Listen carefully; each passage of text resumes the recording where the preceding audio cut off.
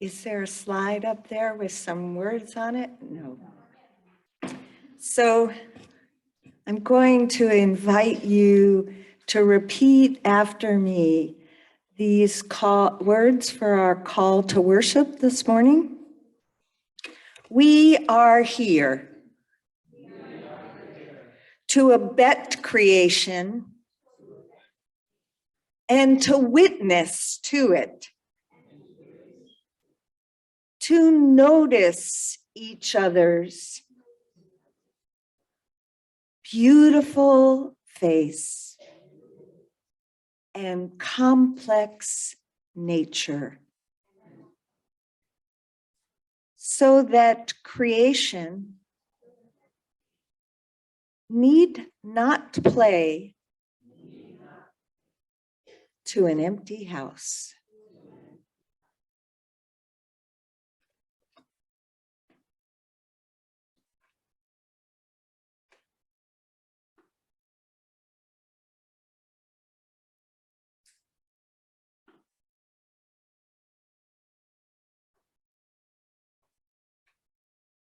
May this light of our chalice, symbol of Unitarian, a symbol of Unitarian Universalism, may it illuminate our beautiful faces and complex natures on this day.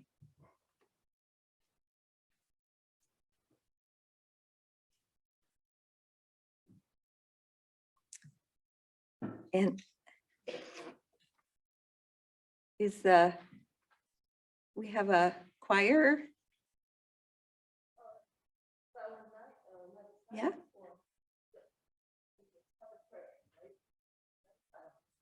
Right.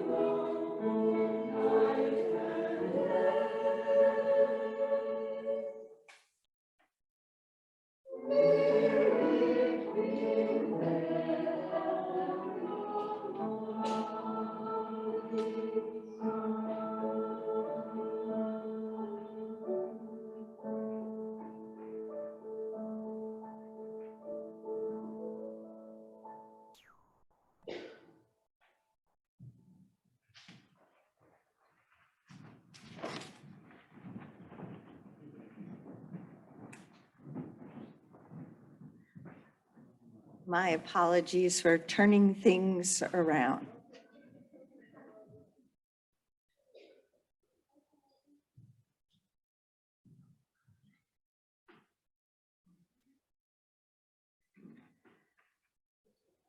So the lighting of the Advent wreath is a Christian ritual of preparing for the birth of Jesus, and more traditionally, preparing for the birth of the Christ child.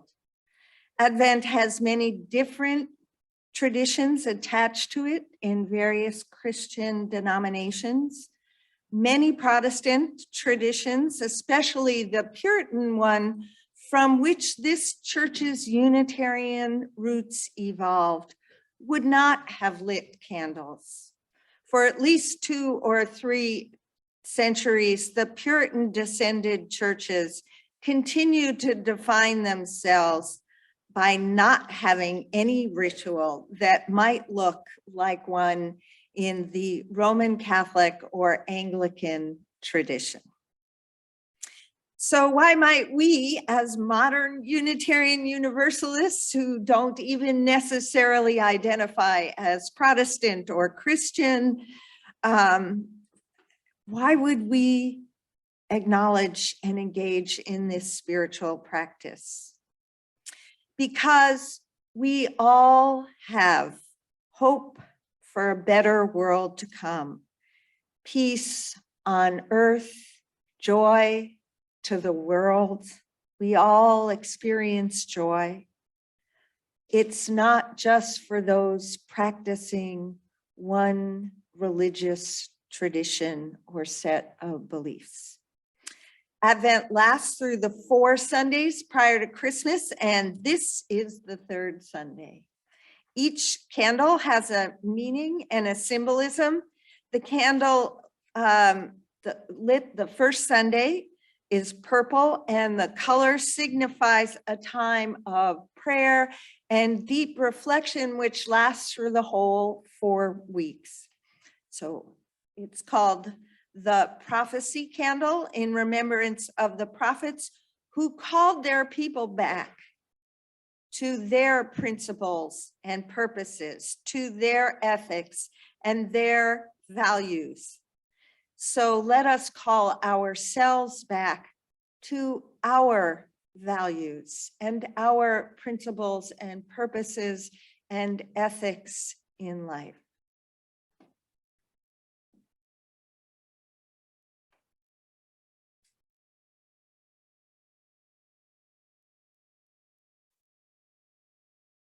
The second candle that was lit last week is also purple and called the Bethlehem candle, a reminder of Joseph and Mary's long and arduous journey to Bethlehem, along with thousands of others. As a symbol of faith, people made those journeys in hope that it might end politically well for them. It didn't, but hope is good. So we light this second candle for the faith to follow through. And we hope for our own faith to deepen and burn brightly in this community.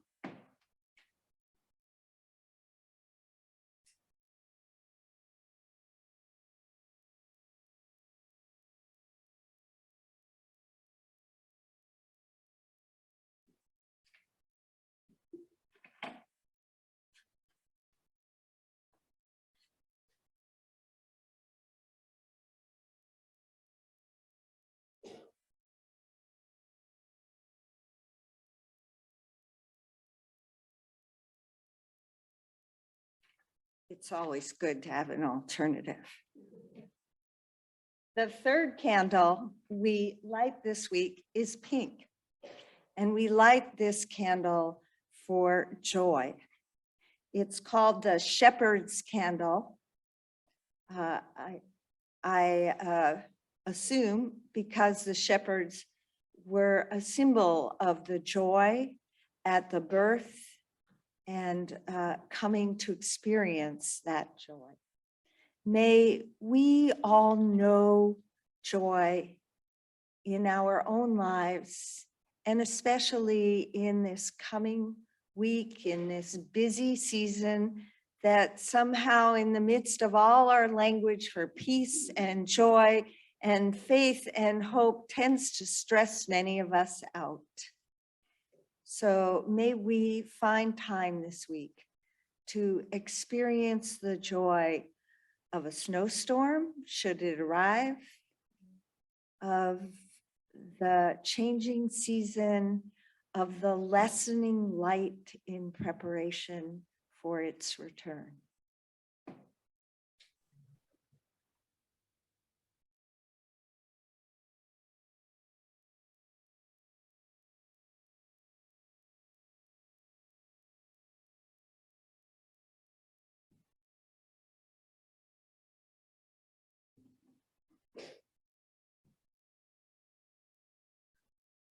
Hope, faith, and joy are all aspects of love. And we are here today to think about and to deepen in our hearts the power of love.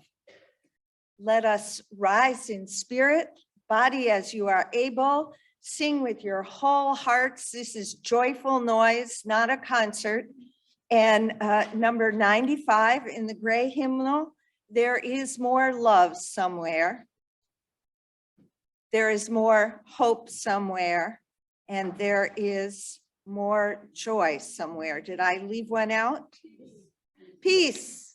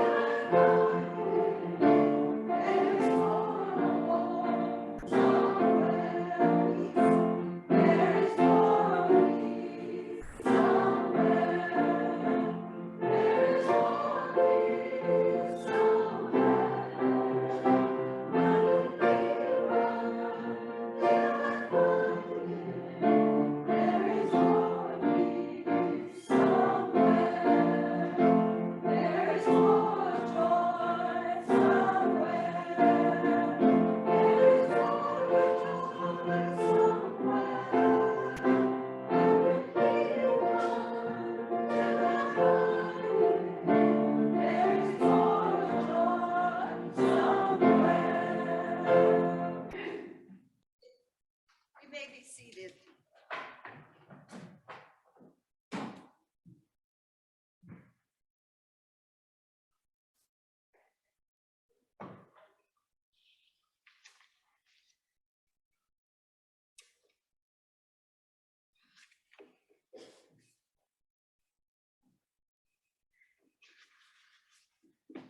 All right. Too many things to turn and not enough fingers. Gonna have to talk about to the source of creation about a few more fingers.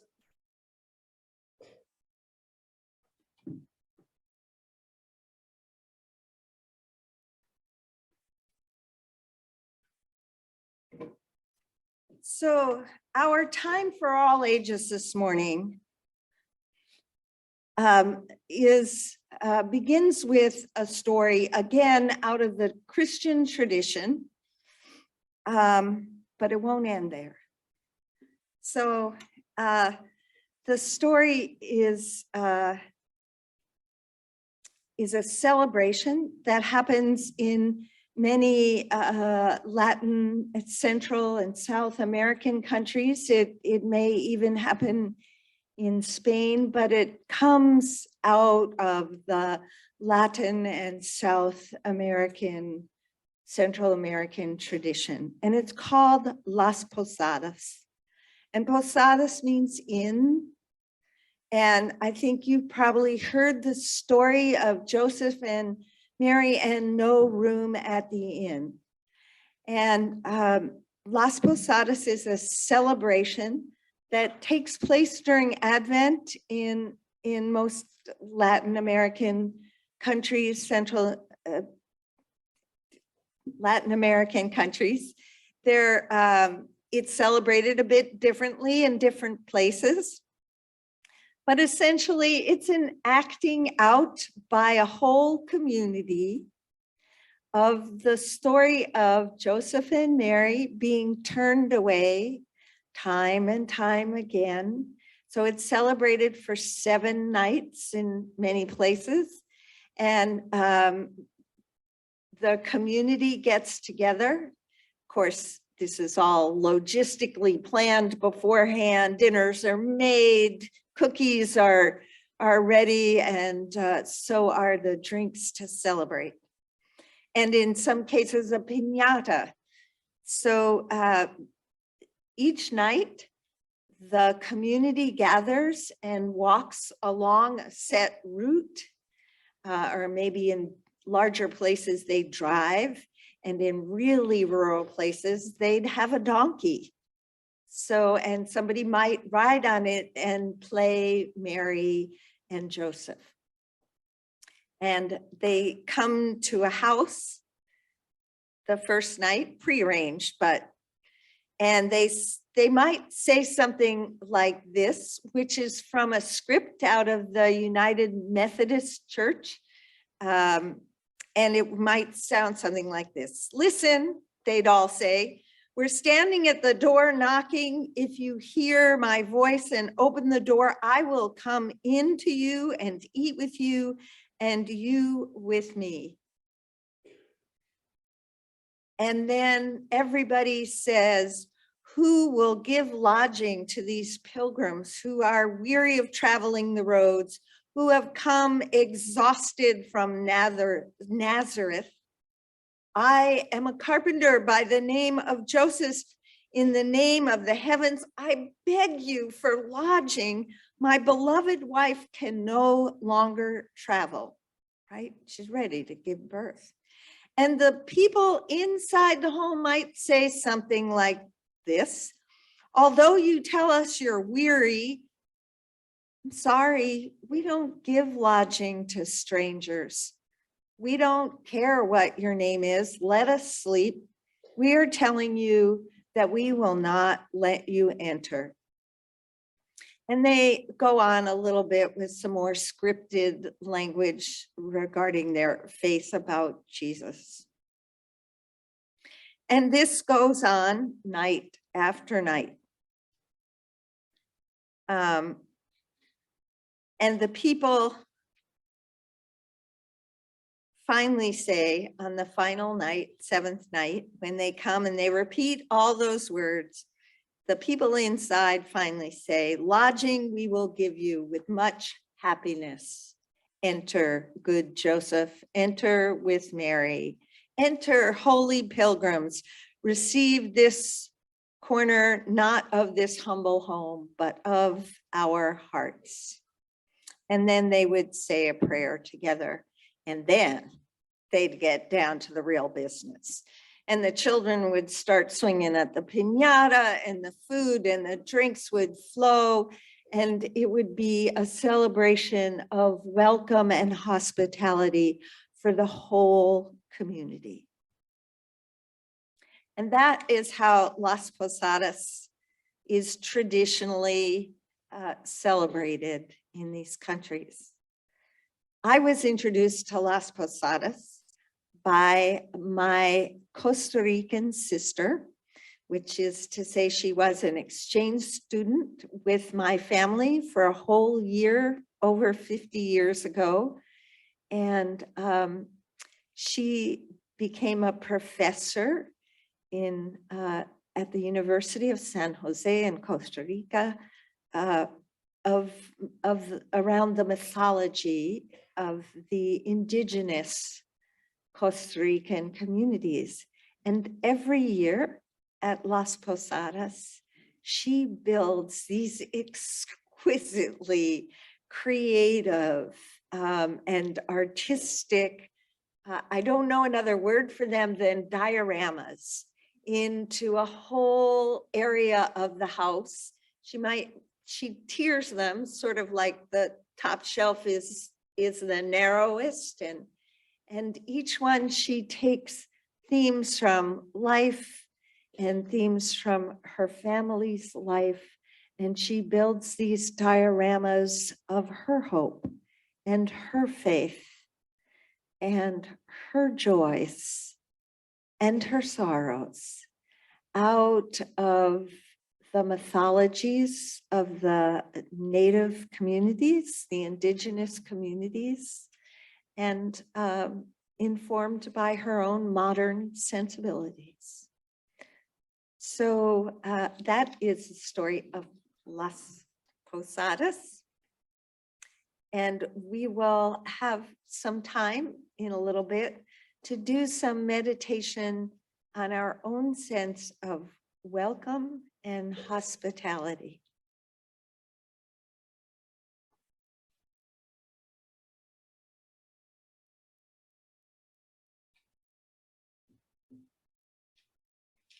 Today is a paper juggling day, so I appreciate your goodwill here.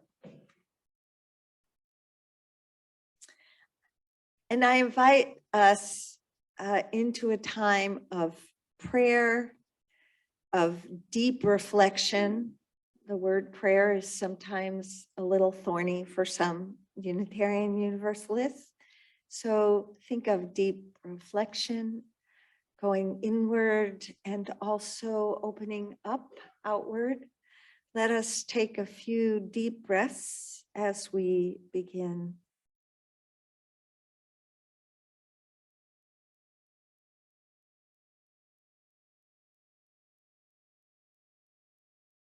Spirit of life and love, Gaia, spirit of the earth, open our hearts to the light, that we may be ready when its time of turning comes to receive its gifts. Prod us out of our complacency of pandemic pods and propel us into risking life anew. Pop us into lightness like the popcorn of the season, that we may hold ourselves with deep respect and love and just a little less seriousness.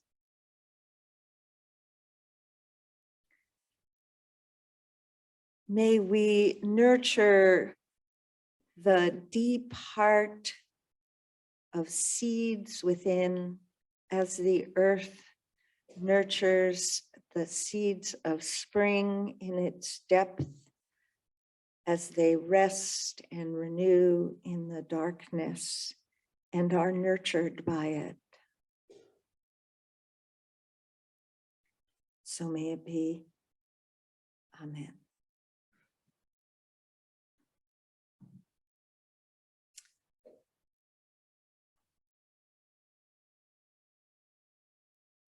Now is the time when we share our ritual of connection observed in many of our faith communities, the sharing of our specific and personal joys and sorrows. Well,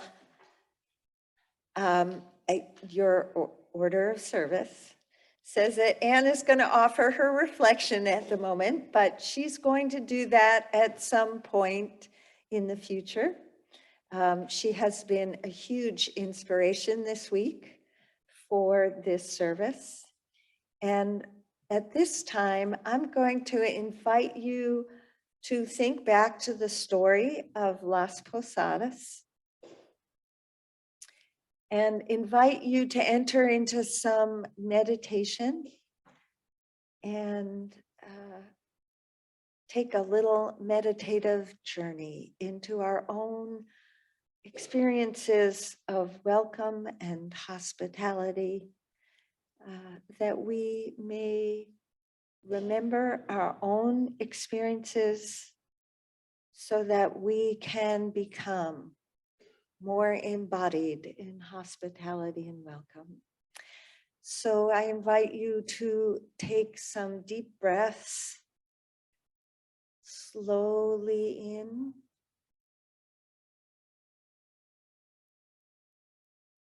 and out.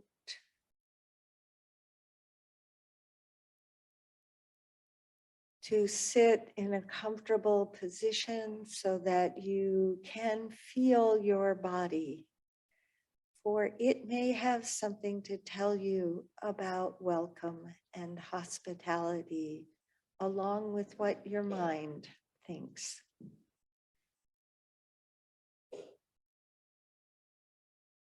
Feel your toes and your legs. Feel your seat on the chair or the couch or the floor or the bed. Or maybe you're standing.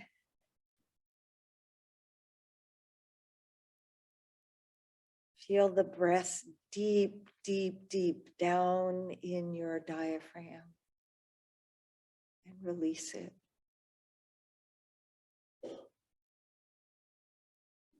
And as much as you can, let your mind's wandering come back to your breath for a moment. Breathing in, breathing out.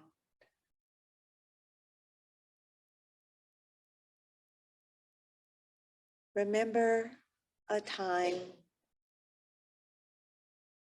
when you walked into some place you had never been before, a church, a home, a classroom.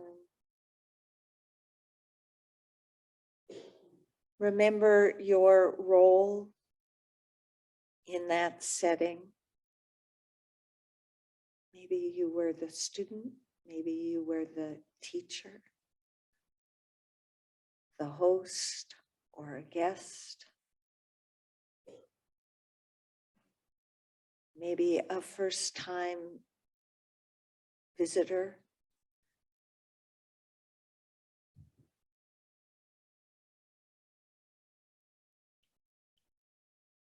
And having picked that particular place, what did it feel like to be welcomed or not?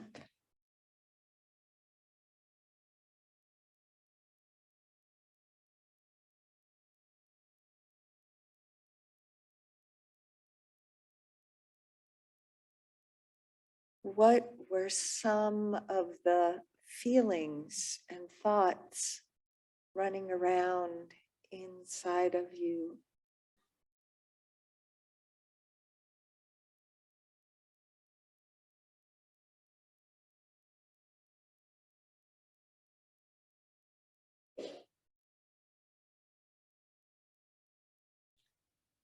Maybe there was a sensation in your body of anxiety, anticipation, hope, excitement, disappointment.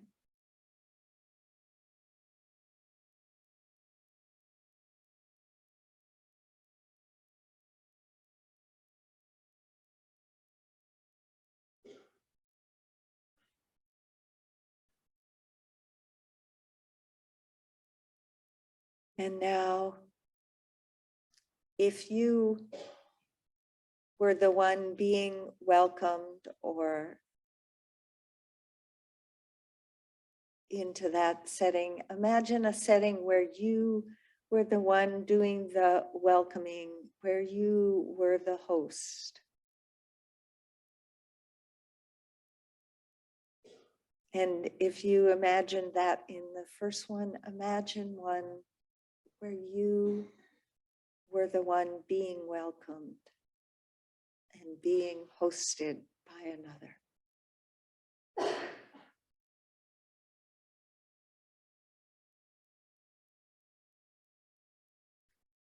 What did it feel like in your body?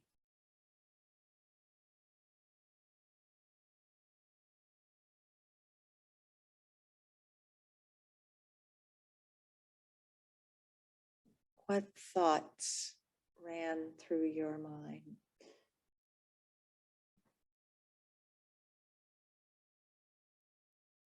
And how did it feel? Was it welcoming and hospitable or otherwise?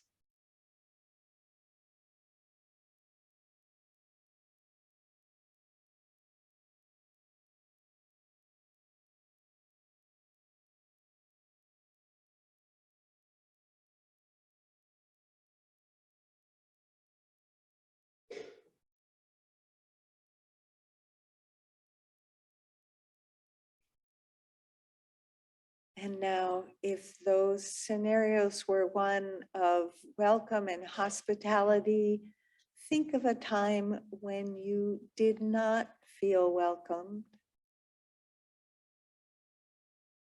Notice what felt unwelcoming or sounded unwelcoming. And if your first scenarios were one of unwelcome, think of a time when you felt very welcomed. And if you can't think of a time when you felt one or the other, imagine what it would be like.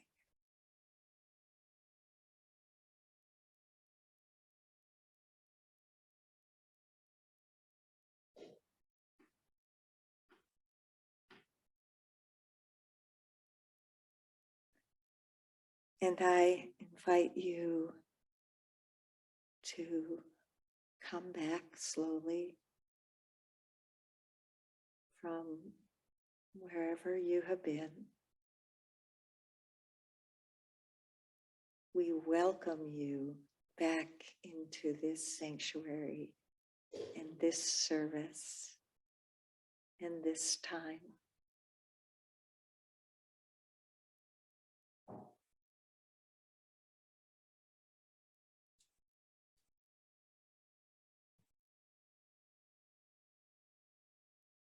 And while you are returning, one of the gifts of welcome and hospitality and joy is the gift of giving to support the work of this congregation, which we all do in many, many ways. In this moment, we look for the financial gifts that you are able to bring and give for the work of this congregation. And this month, for the half plate of what is collected, goes to the Worcester Food Bank. And it will be gratefully received, and we hope it will be gratefully given.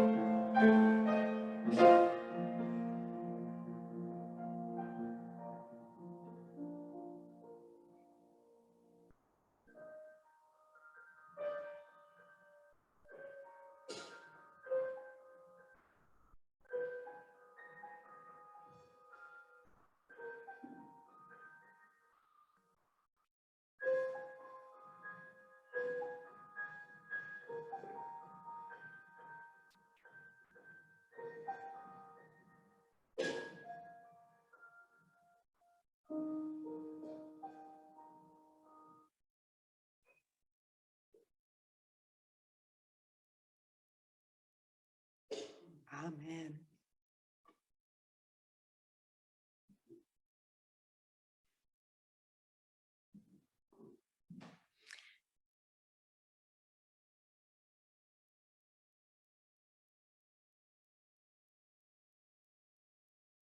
So once again, having grown up hearing some of these stories and in the larger culture, the story of Mary and Joseph doesn't just get told in churches. It gets told all over our culture, in advertisements, in stories, in movies.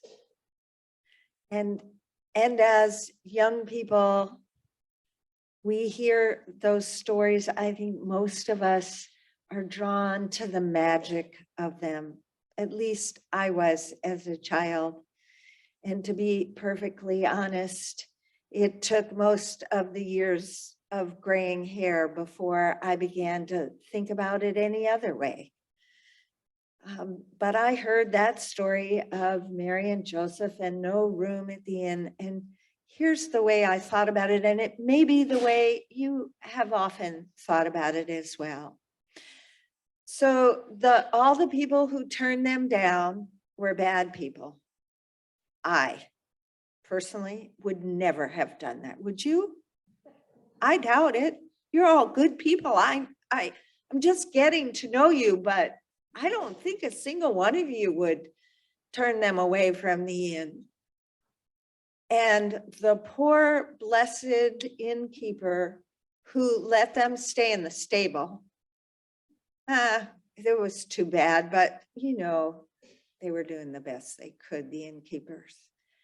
They were blessed. They had a halo over their head, angel wings. I didn't even believe in any of those things. In fact, I was brought up not to believe in them, but I'm sure that most of my life, that's pretty much the way I thought about it. So I want to say this, because some of you may also be practical people. Maybe you've had or run or been in a business of your own. I mean, if there's no room at the inn, there's no room at the inn. What are you going to do? Build another floor all of a sudden overnight? I mean, there are some practical considerations here. And when we're living in the real world, we live with some practical considerations. The question for us as people of faith is, how do we bring these often idealistic principles into greater consistency with the realities of or how do we bring the realities of life into greater consistency with our values?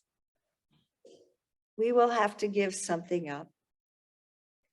But the truth is, if we're an innkeeper, we're not building a third floor overnight just to make room for one more person. We might give them room on the floor. That's something. And then frankly, the stable, I'm thinking about the times. You don't want to have to be having a woman have a baby on a sheet in those days, whatever passed for a sheet in those days, because it wasn't like you could go to the laundromat and wash it out afterwards. That might be the end of that sheet. So straw, hay, pretty good place. And in fact, for warmth and comfort on below zero nights, hay in the stable, if you're not inside our modern comforts, is not the worst place to be. In fact, it could be pretty good. So maybe these idealisms that these projections onto the story characters of one being perfect and the other ones being so less than perfect and so not me, are a little bit unrealistic for all of us.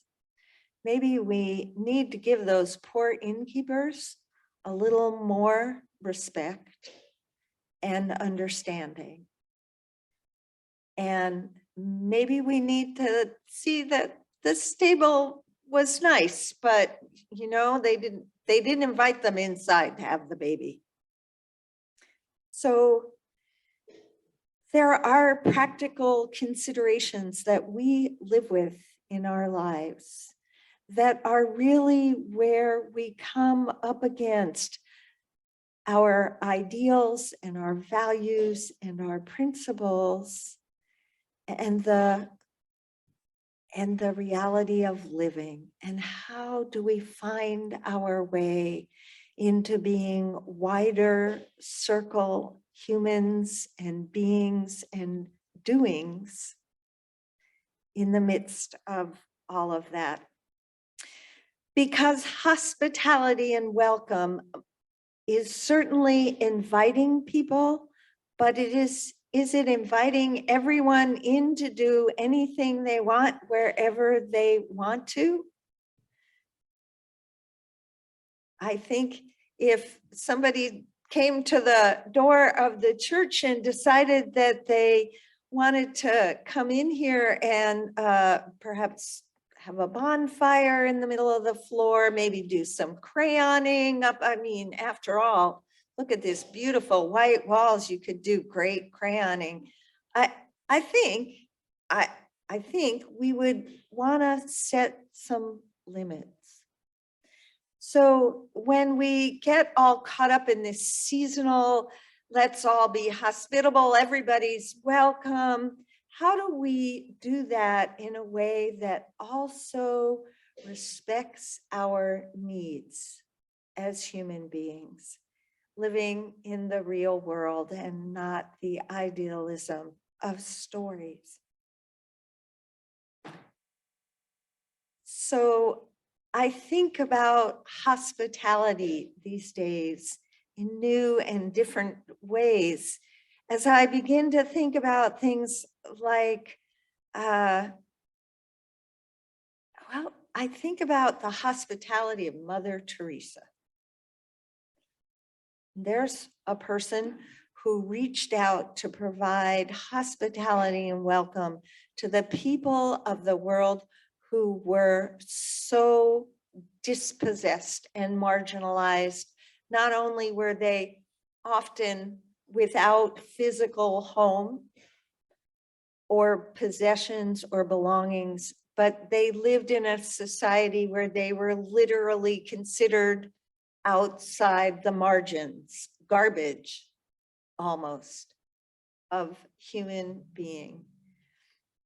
And Mother Teresa, who again is someone we have great respect for, but my understanding from what I've read and from people who spent some time working with her, she was a no-nonsense person.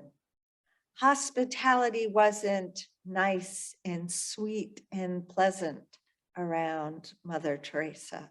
It was get to work, do your job. This is what's needed. Attend to this. And that's often not the way we think of hospitality in our culture. We often think of welcome and hospitality as being nice. Nice at all costs.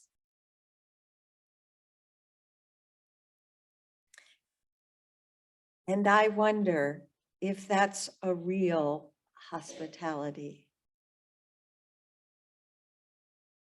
There's a place for nice, but there's a deeper place in a spiritual community for the hospitality and welcome that has some boundaries for both the ones coming in and the ones who are already there welcoming.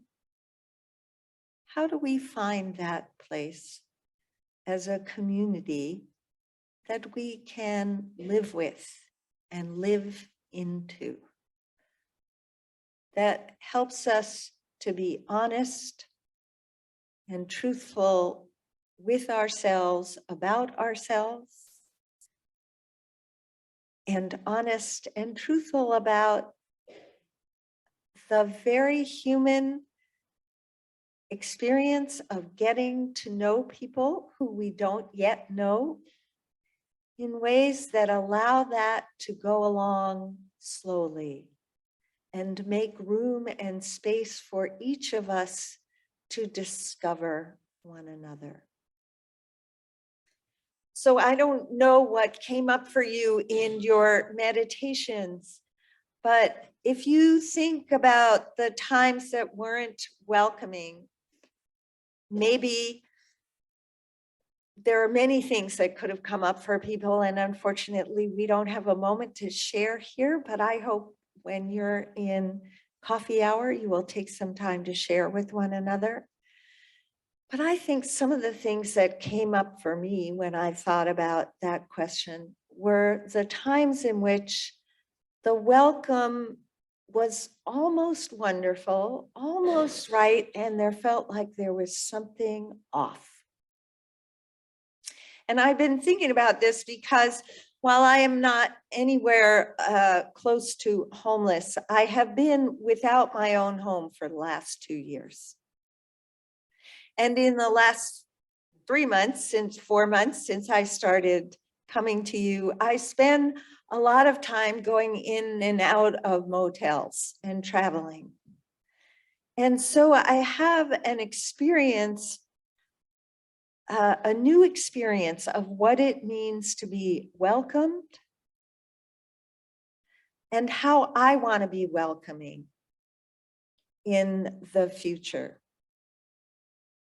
I think when I began this journey, welcome probably felt warm and fuzzy. And then I thought, oh, now I know I'm welcomed. But I lived for 18 months with a most wonderful, generous, gracious human being who is not warm and fuzzy. And yet I knew I was welcomed there. Even as I had moments of my own concern and doubt about welcome that arose in me, had nothing to do with what went on around me. So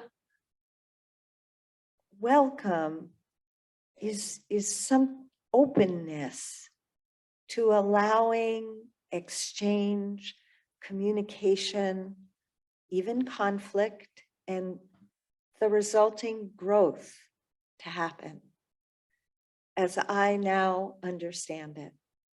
So my definition of welcome has changed. And my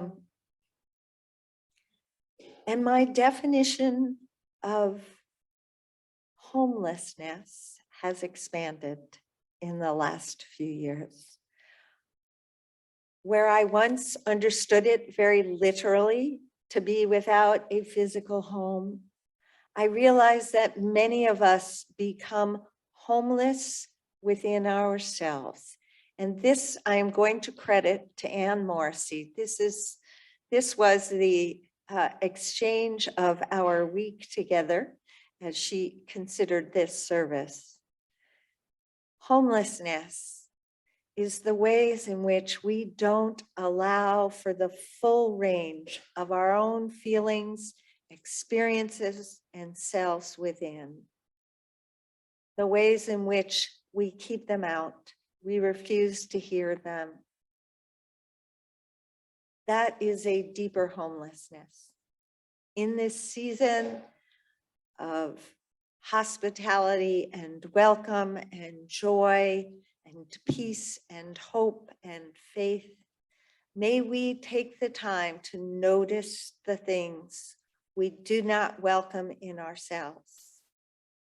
Because in the end, they are also the things we don't welcome in others.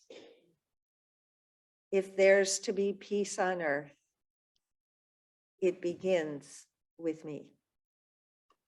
Let us join together in our final hymn, Rise in Spirit, Body as You Are Able. And we're going to do this as a round, Dona Nobis Pacem. And I am going to extinguish the candles while we do this because we are a little bit beyond. And then the choir is going to sing us out. Number 388, but the words are very simple. Dona Nobis Pacem. Peace be with you.